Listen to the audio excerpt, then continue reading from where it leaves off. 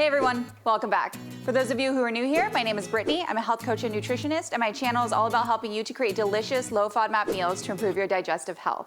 If you're into it, go ahead and subscribe. I'll be putting out a new video each week. Today we are making chicken fritters, which is one of my family's favorite recipes. It's basically like, would you call it a chicken nugget? Like a chicken tender, but like you can put a bunch of other stuff in it, as you'll see. I'm gonna show you my basic recipe, and then I'm gonna show you a couple of other ways that you can spice up your chicken fritters. All right, so let's get started. So here I have 2 pounds of chicken tenderloins that I've diced. I'm gonna start by taking half of them and putting them in this bowl. Okay, so for this 1 pound of chicken, I'm going to add a 1/4 cup of mayonnaise.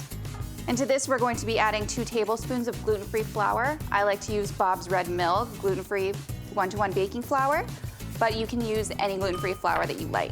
Add a little bit of salt and pepper. Just a little bit, because there's already salt in the mayonnaise. Okay, and that is our basic chicken fritter. It's like a chunky chicken batter. So to this one, I'm gonna add a little bit of green onion, and let's do a little bit of mustard. Like I said, feel free to have fun with it. They're just chicken fritters. That mustard's gonna add a little bit of extra flavor in these. So here we have our finished batter. Well, let's set this one aside while we work on our other one. Okay, we're gonna take the remainder of our chicken and do the same thing. Okay, so we've just added a 1/4 cup of mayonnaise and 2 tablespoons of gluten-free flour. Add a little bit of salt and pepper. Again, you don't want to add too much salt because there's salt in your mayonnaise already. Okay, now I'm going to split this in half so I can show you a couple of different things that you can do with your fritters. So for this one, we're going to add a little bit of ham. I definitely cut up way too much. The only thing I really measure for this recipe is the mayonnaise and the flour. Everything else you can kind of just do what you feel and how much you like. I'm also going to add some mozzarella and some fresh dill.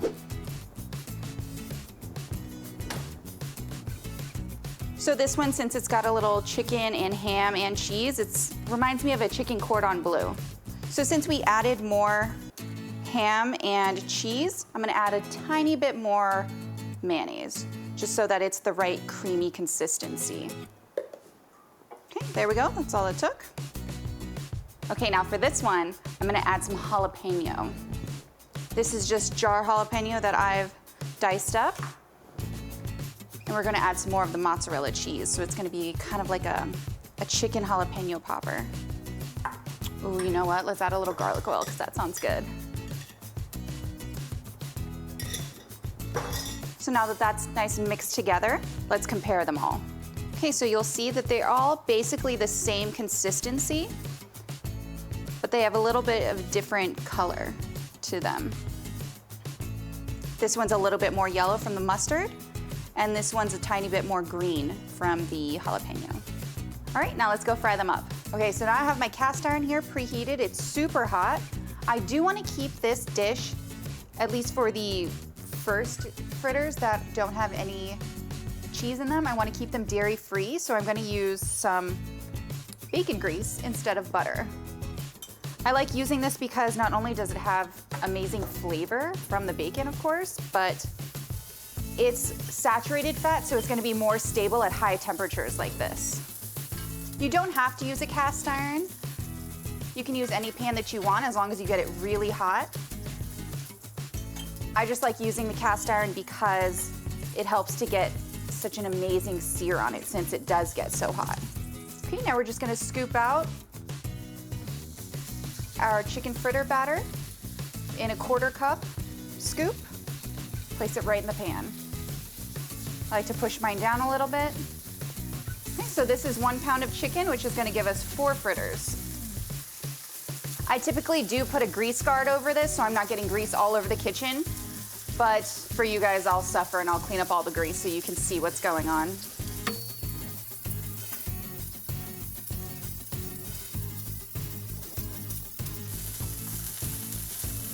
Oh yeah.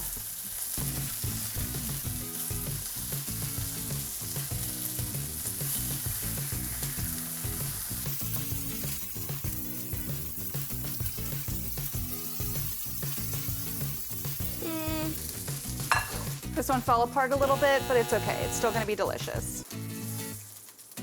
Okay. We're just gonna drain these on a plate lined with a paper towel to get all the excess grease off. And we're gonna move on to our next batch, which are cooked the exact same way. Okay, while our fritters are cooling, we're gonna whip up some aioli. Aioli is a very simple sauce.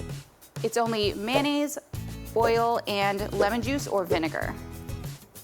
It's all about ratios. So I'm gonna start with a 1/4 cup of mayonnaise. I'm gonna add almost a 1/4 cup of garlic oil. You could use regular olive oil if you wanted. And next I'm gonna add the juice of 1 lemon. Okay, now let's mix it up. So you'll see it, once you start to mix it, it has a very different texture than mayonnaise. It's much runnier. And we're just gonna whisk it until it's smooth. Give it a little taste. Perfect. Okay, now we're gonna add a tiny bit of salt because the mayonnaise is already salted. And pepper. Sometimes I like to add paprika to mine, sometimes coriander. It really just depends on what mood I'm in. You can even add chipotle if you wanted.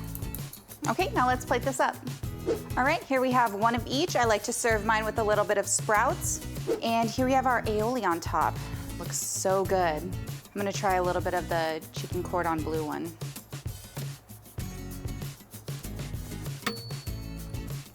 So good. I love the hint of dill in there.